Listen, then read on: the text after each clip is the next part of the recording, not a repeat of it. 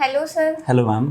तो सर जैसे कि हर कोई जानता है कि जब भी कोई कंपनी बिल्ड करता है तो उसमें हर एम्प्लॉय की अलग अलग इम्पोर्टेंस होती है, सब अपना वैल्यू पॉइंट ऐड करते हैं कंपनी में। लेकिन आज हम बात करेंगे कि ह्यूमन रिसोर्स की क्या इम्पोर्टेंस होती है एक कंपनी में। बिल्कुल। हाँ, तो सर क्या आप हमें बताएंगे कि एक एचआर क्यों इम्पोर्टेंट है एक कंपनी में? देखिए, एक बात मैं कहूँगा आपको सिमरन, वो ये कि ह्यूमन रिसोर्स ना वो पावरफुल टूल है। जी अगर इसको सही से इस्तेमाल किया गया जी तो आप आज कहाँ हैं और आप कहाँ जाना चाहते हो, इन दोनों का जो गैप है ना, इसको ये एक ब्रिज की तरह काम करता है। जी ठीक है। एग्जाम्पल के लिए समझो कि आपके पास पैसे थे, ठीक है, आपने पैसे लगाए और आपने एक मर्सिडीज खरीद ली। ठीक है।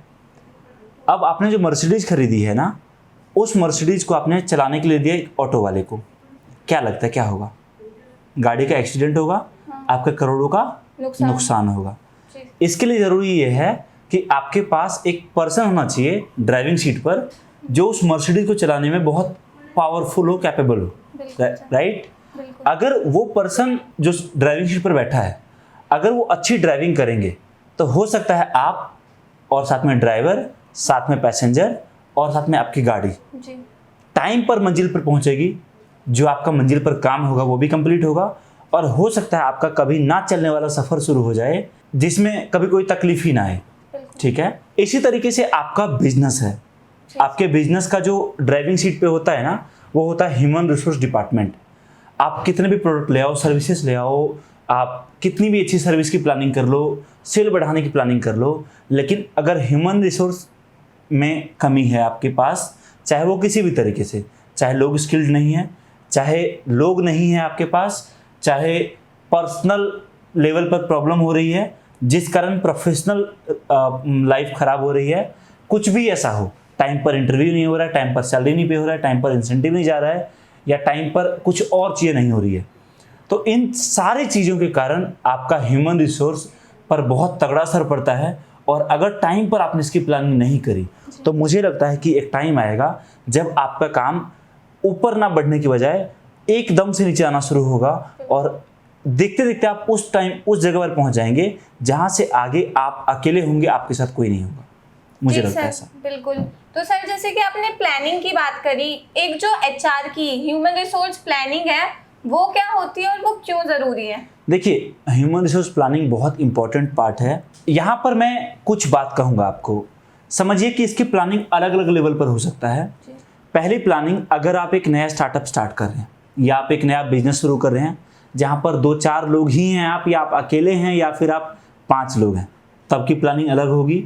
जब आपका बिजनेस चल रहा होगा, हो सकता है 6 महीने हो चुका हो या 1 साल हो चुका हो, और आपके पास 10 से 20 लोग हैं या 50 लोग हैं, तब की प्लानिंग अलग होगी। और जिस दिन आपके मल्टीपल ऑफिसेस होंगे उस दिन आपकी प्लानिंग अलग होती है। राइट। जिस दिन हमने शुरुआत किया था आज से 5 साल पहले, उस टाइम हम 2 लोग थे, हमारी तब की प्लानिंग अलग थी। हमारे साथ 20-25 लोग हुए और साथ में 2 अलग अलग ब्रांचेस हुए, तब की प्लानिंग अलग हुई। आज जब हमारे 5 से 6 ब्रांचेस हैं और बहुत ज़्यादा लोगों का परिवार है, तब की प्लानिंग अलग है। अब समझिए कि आप एक स्टार्टअप स्टार्ट कर रहे हैं, आपने आज 0 लेवल पर काम शुरू किया, तब आपको किन किन चीज़ों का ध्यान रखना चाहिए और क्या क्या इंपॉर्टेंट है। सबसे पहले आप ये देखें कि आपकी एचआर पॉलिसी वो स्ट्रिक्ट होनी चाहिए। एचआर पॉलिसी में कोई गैप नहीं होना चाहिए, कभी भी ये ना होना चाहिए कि ये मैटर नहीं करता आपकी टीम में 2 लोग हैं चाहे 10 लोग हैं। एचआर पॉलिसीज के ऊपर आपको शुरुआत से ही काम करना पड़ेगा।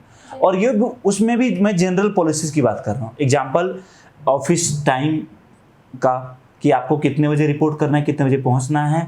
अगर 1 मिनट भी डिले हो तो मेरे अकॉर्डिंग आपको फाइन का स्ट्रक्चर रखना चाहिए। ठीक है।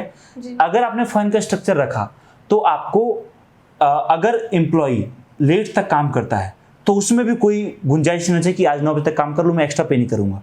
अगर आप एक्स्ट्रा काट रहे हो तो एक्स्ट्रा पे करने के लिए भी आप हमेशा तैयार रहो। इसकी प्लानिंग आपकी प्रॉपर होनी चाहिए। दूसरा, अनइन्फॉर्म्ड लीव। बहुत बार ऐसा होता है कि आपके ऑफिस में आपकी टीम के लोग बिना बताए छुट्टी ले लेते हैं। इस चीज़ को कभी भी पर्सनल लेवल पर आप डिसीजन ना दें। आप देखें कि उसको कैसे आप टैकल करेंगे, क्या प्लानिंग आपकी होगी और प्रॉपर प्लानिंग उसके लिए आप रखें। जिससे कि सभी लोगों को पता हो कि अगर मैं लेट जाऊंगा तो मेरा सैलरी कटेगा, अगर मैं बिना बताए छुट्टी लूंगा तो पैसा कटेगा। जब ये चीज़ क्लियर होगा ना तो कई बार होता है कि बहुत अर्जेंट काम हमारे पास आ जाता है और लोग छुट्टी पर होते हैं, जिस कारण नुकसान हो जाता है, काम का नहीं पता हो ना कब आ जाएगा। ये पॉलिसी आपकी क्लियर होनी चाहिए। इसके अलावा सैलरी कब पे करेंगे आप, उसमें कॉम्प्रोमाइज़ नहीं होना चाहिए। हाँ, एक्सेप्शनल केसेस हमेशा चलते हैं, ठीक है, बट आपको इसी पे ध्यान देना चाहिए। सबसे मोस्ट इंपॉर्टेंट, एक एम्प्लॉय अगर किसी कंपनी को ज्वाइन करता है ना तो उसका मकसद केवल सैलरी नहीं होता।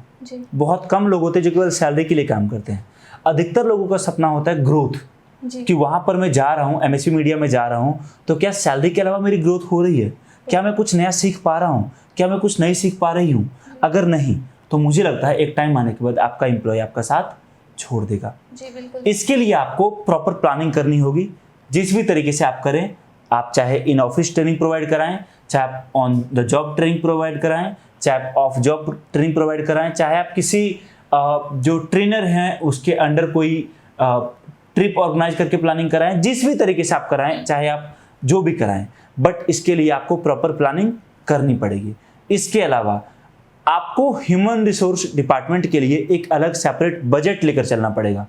बजट मतलब ये समझिए कि आपके ऑफिस का टोटल खर्चा है एक महीने का, सैलरी की बात कर रहा हूँ, या फिर एचआर डिपार्टमेंट की मैं बात कर रहा हूँ, आपका सैलरी, इंसेंटिव, आपका mobile recharge, etcetera etcetera, paper pen, आपका खर्चा है महीने का 50,000 का। तो मेरे अकॉर्डिंग आपको एटलीस्ट अगले 2 से 3 महीने का खर्चा बैकअप में लेके चलना चाहिए, जिससे कि अगर प्रॉब्लम हुई, समझिए कि जब कोई प्रॉब्लम होती है ना तो आप जितने परेशान होते हैं आपके एम्प्लॉय भी उतने परेशान हो, उतने ही उससे ज़्यादा परेशान रहते हैं, क्योंकि आप काम करवा रहे हो बट करने वाला कोई और है। जब किसी को आदत लग जाती है काम करने की ना, और किसी दिन काम ढीला होता है तो वो खुद दुखी होता है। उस टाइम पर उनको डांटे नहीं, उनको समझाएं, उनके साथ बैठकर काम करें, और ऐसे टाइम पर कभी भी वो अपनी सैलरी की डिमांड नहीं करता है आपसे। तो आपकी रिस्पॉन्सिबिलिटी है ये कि उनके बिना बोले आप उनको प्रोवाइड करा दें, जिससे कि उसको ये हमेशा याद रहेगा कि जिस टाइम पर कंपनी में प्रॉब्लम थी, जिस टाइम पर सेल नहीं था, जिस टाइम पर काम ढीला हो गया था, उस टाइम पे मुझे सैलरी पे किया जा रहा था।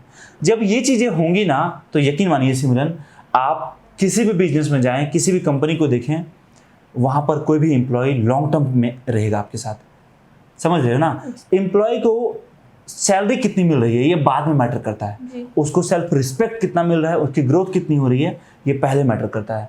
अगर इन चीज़ों के ऊपर आप काम करोगे तो बहुत अच्छा। हाँ, ये हो सकता है कि जब आपकी टीम बड़ी होगी तो कई बार केबिन के अंदर की बातें कुछ और होंगी और केबिन के बाहर की बातें कुछ और होंगी। आपने प्लानिंग कुछ और करी और बाद में पहुंचते पहुंचते कुछ और पहुंचा। आपने प्लानिंग करी कि ना जी ना, सबको टाइम पर एग्रीमेंट हो जाना चाहिए, सबका टाइम पर ये फंड जाना चाहिए, पता चला कि मैनेजर लोगों ने किया ही नहीं। ऐसा होता है कई बार, बट फिर भी आपको स्ट्रिक्ट रहना पड़ेगा, मुझे लगता है। जी सर, बिल्कुल सही बात है। तो सर जैसे कि आपने बताया हमें कि एचआरपी क्या है, एचआर प्लानिंग, तो सर इसकी जो प्रोसेस है, इसके स्टेप्स क्या क्या है? देखिए, डिपेंड, जैसे मैंने कहा ना कि अगर एक मिठाई की दुकान पर आप जाओगे तो आपको 20 तरह की मिठाई मिलेंगी। डिपेंड करता है कि आप किस तरह खाना चाहते हो, आपका मूड किस तरीके का है, उस तरीके के आप खाओगे। ऐसा थोड़ी कि आपको मन कर रहा है मीठा खाने का और आप जा रहे हो वहाँ पर जो है कुछ ऐसा मिठाई खाने के लिए जो कि फीका फीका कुछ वैसा हो, नहीं खाओगे ना आप। जी सर। उसी तरीके से ह्यूमन रिसोर्स अपने आप में एक समंदर है। उस समंदर में आप किस जगह पर खड़े हैं और कहाँ की प्लानिंग करना चाहते हैं, ये डिपेंड करता है कि आप किस चीज़ की प्लानिंग करना चाहते हैं, उसके अकॉर्डिंगली उसका स्टेप और सब कुछ मैटर करता है। समझिए कि अगर आप एक प्लानिंग करते हैं रिक्वायरमेंट और रिक्रूटमेंट का, तो ये बहुत इंपॉर्टेंट है। कई बार आपने देखा होगा कि हमेशा अधिकतर कंपनीज में एम्प्लॉय का शॉर्टेज रहता है। जी सर। शॉर्टेज होने का कई रीजन हो सकता है, या तो टाइम पर सैलरी ना जा रहा हो, टाइम पर चीज़ें नहीं प्रोवाइड हो पा रही हो, या फिर टाइम पर इंटरव्यू ना हो रहा हो, या फिर इंटरव्यू होने के बाद भी लोगों की ज्वाइनिंग नहीं हो पा रही हो, कुछ भी रीजन हो सकता है, या फिर एम्प्लॉय ज्वाइन नहीं करना चाह रहा हो। इसके लिए आपका रिक्वायरमेंट से लेके रिक्रूटमेंट, प्लेसमेंट से लेके आपका जॉब पोस्टिंग, इंटरव्यू के स्टेप्स, प्रोसेस, XYZ सारी चीज़ों की प्रॉपर प्लानिंग करनी होगी। आप अगर रिक्रूटमेंट की प्लानिंग कर रहे हैं तो आप ये देखिए कि उसके लिए क्या स्टेप आप फॉलो कर रहे हैं, प्लेसमेंट के लिए क्या स्टेप फॉलो कर रहे हैं, ज्वाइनिंग लेटर के लिए क्या प्रोसेस है, XYZ सारी चीज़ पे आपके काम करना होगा, और सबके अलग अलग स्टेप होते हैं। जी सर, तो सर जैसे कि आपने ये बताया कि क्या क्या प्रोसेस है, लेकिन अगर कोई एचआर अपनी प्लानिंग कर रहा है या फिर एचआर की जो कंपनी में उसके चैलेंजेस क्या क्या आते हैं उसकी लाइफ में, वो आप कुछ बता सकते देखिए, हैं? इसके लिए ना मैं सजेस्ट करूंगा बेस्ट एक बुक है IBFC। जी। IBFC का Indian institute of banking and finance का एक बुक है, ह्यूमन रिसोर्स डेवलपमेंट का। बहुत अच्छा बुक है। इस बुक को आप चाहो तो खरीद सकते हो, एक बार पढ़ना, बहुत कुछ सीखने को मिलेगा। और ह्यूमन रिसोर्स के ऊपर कैसे काम किया जाता है, क्या क्या चीज़ें होती है, कैसे इम्प्लीमेंट किया जाता है, उन चीज़ों के बारे में आप जानोगे तो आपको समझ में आएगा। देखिए, ह्यूमन रिसोर्स इतना इंपॉर्टेंट है ना कि हम कभी कल्पना ही नहीं कर सकते। बिल्कुल सर। तो thank you so much sir, आपने हमें एचआर की इम्पोर्टेंस के बारे में बताया कि कंपनी में वो क्या वैल्यू ऐड करते हैं। थैंक यू सो मच सिमरन जी, बहुत बहुत धन्यवाद।